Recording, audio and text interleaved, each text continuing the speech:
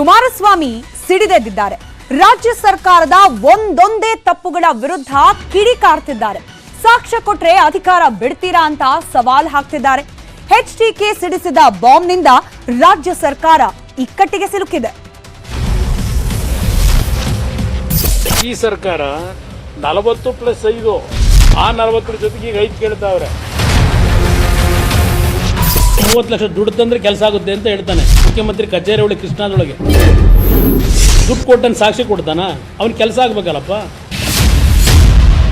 ಕುಮಾರಸ್ವಾಮಿ ಸಿಡಿಸಿದ ಬಾಂಬ್ಗೆ ಕಾಂಗ್ರೆಸ್ ಸವಾಲ್ ಹಾಕಿದೆ. ತಾಕತ್ತಿದ್ರೆ ದಾಖಲೆ ಕೊಡಿ ಅಂತ. ಈಗ ಎಚ್ಡಿಕೆ ದಾಖಲೆ ರಿಲೀಸ್ ಮಾಡ್ತಾರೆ, ಇದೇ ಅಧಿವೇಶನದಲ್ಲಿ ರಿಲೀಸ್ ಮಾಡ್ತಾರೆ ಹೀಗಂತ ಕುಮಾರಣ್ಣನೇ ಹೇಳಿದ್ದು. ಕಾಂಗ್ರೆಸ್ನವರು ಓಕೆ ಅಂದಿದ್ದು, ಎಚ್ಡಿಕೆ ಮತ್ತೆ ಪ್ರತಿ ಸವಾಲ್ ಹಾಕಿದ್ರು.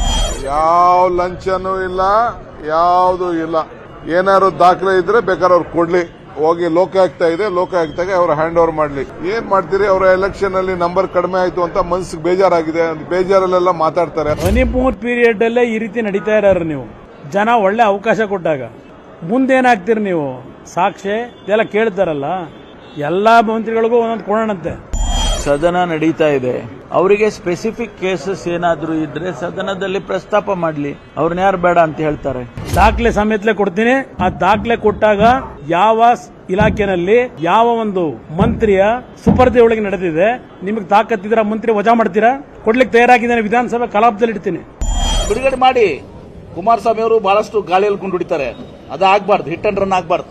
ತಾತ್ವಿಕ ಅಂತ ಸಾಕ್ಷಿ ಇದ್ರೆ ಕೊಡ್ಲಿ, ಅದು ಸತ್ಯದನೋ ಸುಳ್ಳಿದೇನೋ ನೋಡೋಣಂತೆ. ತನಿಖೆ ತನಿಖೆ ತನಿಖೆ ಅಂತ ದಿನ ಒಂದು ಗುಮ್ಮ ಬಿಡ್ತಾ ಇದ್ದೀರಲ್ಲ. ಹಿಂದಿನ ಸರ್ಕಾರದ ಹಲವಾರು ವಿಷಯಗಳ ಬಗ್ಗೆ ತನಿಖೆ ಮಾಡ್ತೀವಿ ಅಂತ ಆ ಗುಮ್ಮ ಬಿಡೋದಕ್ಕೆ ಈಗೇನು ಹೇಳ್ತಾ ಇದ್ದೀರಲ್ಲ, ಆ ನಿಮ್ಮ ಚಾರ್ಜ್ ಅಲ್ಲಿ ಏನೇನು ಸತ್ಯಾಂಶ ಇದೆ ಹೊರಗೆ ತನ್ರಪ್ಪ. ತಾಕತ್ತಿದ್ರೆ ಬಿಡ್ಲಿ, ಯಾವ ವಿಡಿಯೋ ಬಿಡ್ತಾರೋ ಏನೇನೈತೆ ಅದೆಲ್ಲನೂ ಬಿಟ್ಲ. ಅವ್ರು ವಿರೋಧ ಪಕ್ಷ ಕೂರಿಸಿರೋದೇ ಅದಕ್ಕೆ. ಯಾರ ಮೇಲೆ ಬೇಕಾದ್ರೂ ಏನ್ ಬೇಕಾದ್ರೂ ಆಪಾದನೆ ಮಾಡ್ಕೊಂಡ್ಬಿಟ್ಟು ಹಿಟ್ ಅಂಡ್ ರನ್ ಕೇಸ್ ಬೇಡ. ನಿಮ್ ಕೈಲಿ ತಾಕತ್ತಿದೆಯಾ? ನಿಮ್ ಕೈಲಿ ದಮ್ಮಿದೆಯಾ? ಇದೇನೋ ಯಾವನೋ ಹೇಳೋನಂತಲ್ಲ, ಯಾರ ನಮ್ಮ ಹಾಸನ ಜಿಲ್ಲೆಯವನ ಕುಮಾರಸ್ವಾಮಿನ ಕೆಣಕ್ ಬೇಕಾಗಿಲ್ಲ. ನಿಮ್ ತಾಕತ್ತು ನಿಮ್ ದಮ್ಮು ನನಗಿಲ್ದೇ ಇರಬಹುದು, ಆದ್ರೆ ದಾಖಲೆ ತೋರಿಸ ದಮ್ ಇಟ್ಕೊಂಡಿದ್ದೀನಿ. ರಾಜ್ಯ ಸರ್ಕಾರ ಅಸ್ತಿತ್ವಕ್ಕೆ ಬರುವ ಮುನ್ನ ಕಾಂಗ್ರೆಸ್ ಸಾಕಷ್ಟು ಭರವಸೆಗಳನ್ನ ನೀಡಿತು. ಈ ಹಿಂದಿನ ಬಿಜೆಪಿ ಸರ್ಕಾರ ಮಾಡಿರುವ ಭ್ರಷ್ಟಾಚಾರದ ಬಗ್ಗೆ ಕೂಲಂಕುಷ ತನಿಖೆ ನಡೆಸಿ ಸೂಕ್ತ ಕಾನೂನು ಕ್ರಮ ತೆಗೆದುಕೊಳ್ತೇವೆ ಅಂತ ಹೇಳಿದ್ರು ಕಾಂಗ್ರೆಸ್ನ ನಾಯಕರು. ಇದೀಗ ವಿರೋಧ ಪಕ್ಷದ ನಾಯಕನನ್ನು ಆಯ್ಕೆ ಮಾಡೋಕೆ ಸಾಧ್ಯವಾಗದೆ ಸಂಕಷ್ಟಕ್ಕೆ ಸಿಲುಕಿರುವ ರಾಜ್ಯ ಬಿಜೆಪಿಗೆ ಸರ್ಕಾರ ಡಬಲ್ ಸ್ಟ್ರೋಕ್ ಕೊಟ್ಟಿದೆ.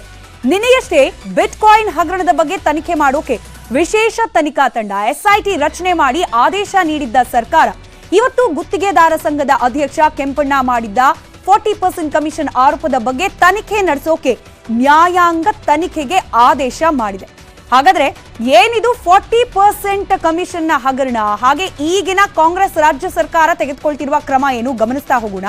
ಬಿಜೆಪಿ ಸರ್ಕಾರ ಅಸ್ತಿತ್ವದಲ್ಲಿದ್ದ ಸಂದರ್ಭದಲ್ಲಿ ಯಾವುದೇ ಕಾಮಗಾರಿ ಆದರೂ ಕೂಡ ಅಲ್ಲಿ 40% ಕಮಿಷನ್ ದಂಧೆ ನಡೀತಿದೆ ಅನ್ನೋ ಗಂಭೀರ ಆರೋಪ ಕೇಳೋಕ್ ಸಿಕ್ಕಿತ್ತು.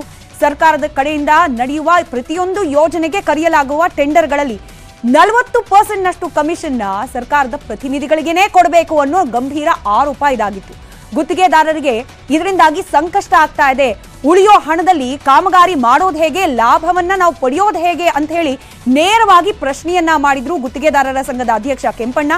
ಆದ್ರೆ ಕೆಂಪಣ್ಣ ಅವರಿಗೆ ತನಿಖೆ ಮಾಡಿಸ್ತೀವಿ ಅಂತ ಹೇಳಿ ಆ ಸಂದರ್ಭದಲ್ಲಿ ಭರವಸೆಯನ್ನ ಮಾತ್ರ ನೀಡಿತ್ತು ಕಾಂಗ್ರೆಸ್. ಯಾಕಂತಂದ್ರೆ ಅಧಿಕಾರ ಕಾಂಗ್ರೆಸ್ನ ಕೈಯಲ್ಲಿರ್ಲಿಲ್ಲ.